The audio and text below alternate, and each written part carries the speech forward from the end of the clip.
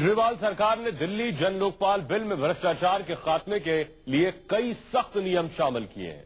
वहीं कई ऐसे नियम भी हैं जो दिल्ली राज्य के सीमा क्षेत्र में ही नहीं आते हैं, जिसके लिए केंद्र की मंजूरी जरूरी होगी। लेकिन केजरीवाल सरकार हर हालत में जन लोकपाल को पारित करवाने पर अड़ी हुई है। संवैधानिकता के सारे सवालों को रोड़ा अटकाने की कोशिश भरमान केजरीवाल सरकार आज दिल्ली जन लोकपाल बिल को विधानसभा सत्र में पेश करने जा रही है। अब सबसे बड़ा सवाल ये कि कैसा है केजरीवाल का जन लोकपाल बिल।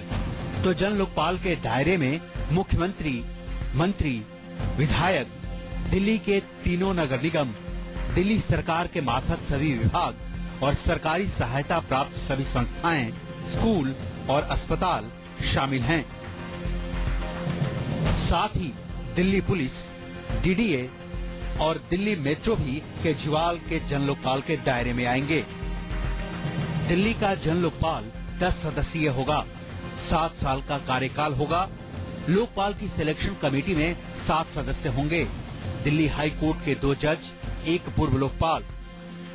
राजनीति से जुड़े सिर्फ 2 चेहरे सिलेक्शन कमेटी में होंगे, मुख्यमंत्री और विधानसभा में नेता विपक्ष। आइए अब देखते हैं क्या है केजरीवाल के जन लोकपाल के अधिकार और कार्य। तो दिल्ली का लोकपाल जांच के दौरान सरकारी अधिकारियों को निलंबित कर सकता है, बर्खास्तगी, पद से हटाने और ओहदा घटाने की सिफारिश कर सकता है, भ्रष्ट अधिकारियों की संपत्ति को जब्त कर सकता है। लोकपाल के आदेशों की अनदेखी करने पर सरकारी अधिकारी को 6 महीने कैद या जुर्माना या दोनों की सजा दी जा सकती है। लोकपाल कम से कम एसीपी या इसके बराबर रैंक के अधिकारी को सर्च वारंट जारी कर सकता है। वहीं अब सवाल है कि कैसा होगा जन लोकपाल। तो लोकपाल सदस्यों के खिलाफ शिकायत की सुनवाई के लिए 2 से 5 सदस्यों वाली समिति होगी। लोकपाल सदस्यों के खिलाफ शिकायत की सुनवाई 2 महीने के भीतर होगी। भ्रष्टाचार के किसी भी मामले की सुनवाई 6 महीने के भीतर होगी। लोकपाल की विशेष अदालतों में 6 महीने के अंदर सुनवाई पूरी होगी। व्हिसल ब्लोअर्स की जान को खतरे की स्थिति में जांच 3 महीने में पूरी की जाएगी।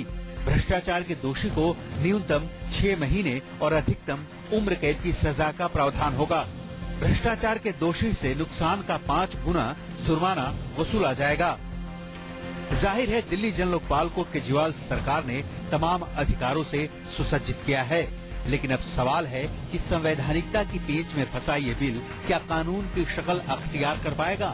केजरीवाल अपनी सरकार का बलिदान देकर भी बिल पारित करवाना चाहते हैं, लेकिन संवैधानिकता का सवाल सामने है और ये सिर्फ सियासी पार्टियों की खिलाफत तक सीमित नहीं है। Bureau report, news 24।